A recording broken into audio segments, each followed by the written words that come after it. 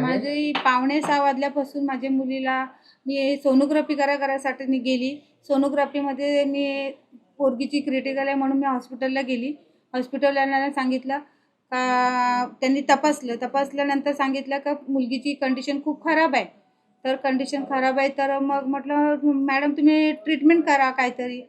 तर मग आमच्याकडे बेडच नाही आहे. त्यांचा आम्ही जसं 6 वाजल्यापासून आम्ही तिथे जेव्हा गेलो आहे तेव्हापासून त्यांनी एकच टप्पा धरलेला, तुम्ही सायनला घेऊन जा, इथे बेड नाही आहे, ऑक्सिजन लेवल नाही आहे, तुम्ही सायनला. मी रिक्वेस्ट केली त्यांना, पाया पडलं का मॅडम आमची कॅपॅसिटी नाही आहे तेवढी, का बाहेर आम्ही प्रायव्हेटमध्ये पण जाऊ शकत नाही आणि सायनला पूर्ण सायन डुबलेलं आहे. 4-5 घंटे जाणार आणि तोपर्यंत माझ्या मुलीचं काय झालं असतं तर आम्ही काय करू शकतो मॅडम?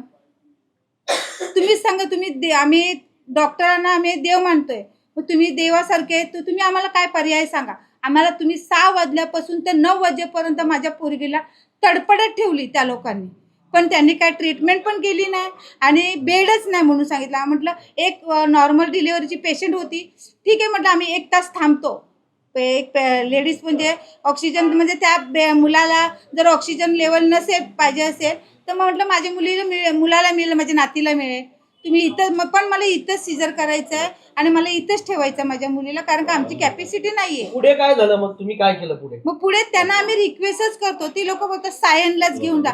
6 वाजल्यापासून ते 9 वाजेपर्यंत त्या लोकांनी एकच टप्पा ठेवला, तुम्ही इथेच काहीच नाही. नगरसेवक रमेश म्हात्रे यांना कॉल केला होता, काय नेमकं घडलं पुढे? नंतर मग मला त्यांनी पर्यायच नाही, ते नाहीच बोलायला लागले म्हणून दादांना फोन करायला लागले. मी दादांकडं खूप रडली, दादा असं बोलतात का सायनला घेऊन जा, पण सायन पूर्ण डुबले तर आता मी मुलीला काय करू? माझी पोरीचा जीव मध्येच रस्त्यात काय झालं तर मी काय करू? तर मग दादा बोलले का जी डॉक्टर असेल, मॅडम असतील, सर असतील त्यांना फोन द्या. ती लोक फोन पण घ्यायला तयार नाही. पण तुमचा आवाज आहे त्या ठिकाणी, तुम्ही स्पष्ट बोलताय की तुम्ही दादा खूप डेंजर आहेत, दादाच्या नादी लागू नका, आणि तुम्ही पण झटापटी करताय. नाही, झटापट नाही केलेलं आहे. दादांनी जेव्हा दादा त्या मॅडमशी बोलतायत दादा, तर त्या मॅडम ऐकायला तयार नव्हत्या, ती फोनवरतीच बोलत होत्या. तर दादाने केलं माझ्याशी बोला मॅडम, तुम्ही फोन नंतर बोला, मला सीएम मॅडमचा कुठला नंबर द्या. ते दादा बोलतायत त्यांच्याशी. दादा अश्लील शिवाय एका महिला डॉक्टरला देतात, त्या तुमच्या समोर देतात, हे योग्य वाटलं का तुम्हाला? योग्य नाही वाटलं, पण माझी मुलगी तडपडत होती ना, ते तुम्ही बघितलं नाही.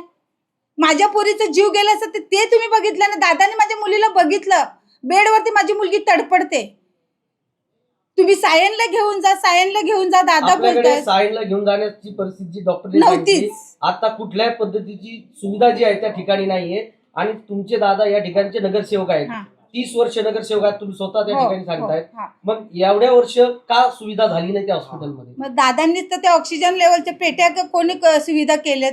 दादांनीच आपल्या एकनाथ शिंदे सरांना, मग आपल्या याला त्या लोकांनी, त्यांनी दादांनीच रिक्वेस्ट केली म्हणून ते दादा पेट्या गेल्यात ना ऑक्सिजनच्या.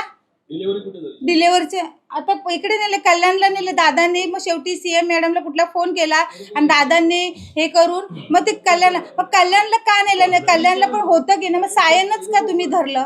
मला एवढं सांगा, सायनच का पकडलं? सर्वात प्रथम आधी मी सर्व पत्रकारांचे स्वागत करतो.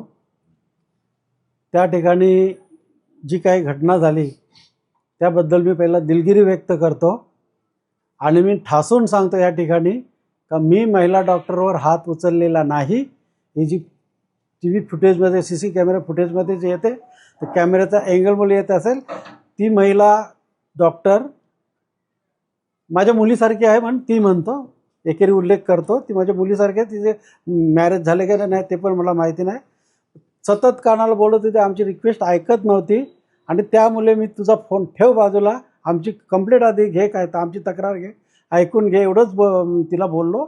आणि मी त्या महिलेला मारलेलं नाही, आम्हाला बाळासाहेबांची शिकवण आहे, त्यामुळे महिलांवर आम्ही हात उचलला नाही आणि याच्यापुढे उचलणार नाही. आणि हे जे काय घडली घटना ह्या हॉस्पिटलच्या कमतरतेमुळे असेल तर ते हॉस्पिटल फुलफिल करण्याची जबाबदारी मी आतापासून चालू करेन. परंतु याच्यापुढे ज्यांच्यासाठी मी जे काम केलेलं आहे, ज्यांच्यासाठी मी धावून गेलो, जिच्यावरती संकट आलं होतं, अडचणीत आली होती, समस्या निर्माण झाली होती, त्यांच्यात तोंडून तुम्ही ऐका काय घडले ते, त्या सांगतील तुम्हाला. विषय आहे की नेमकं तुम्ही तिथे का गेलात, कोणाच्या फोनवर झालं, कशासाठी गेलात, आणि मग तिथं तुम्हाला काय असं उत्तर मिळालं की तुम्हाला हे ऍक्शन घ्यावी लागेल? बोलो. यांनी मला बोलावलं, मी फोन केला यांच्याच फोनवरती, त्यांना फोन द्या सांगितलं डॉक्टरांना. डॉक्टरांनी माझे फोन घेतले नाही आणि 2-2, 3-3, 4-4 वेळेला प्रयत्न करून सुद्धा घेतला. ह्या सारख्या रडत होत्या. मला सिरियसनेस समजल्यामुळे मी तिथे गेलो.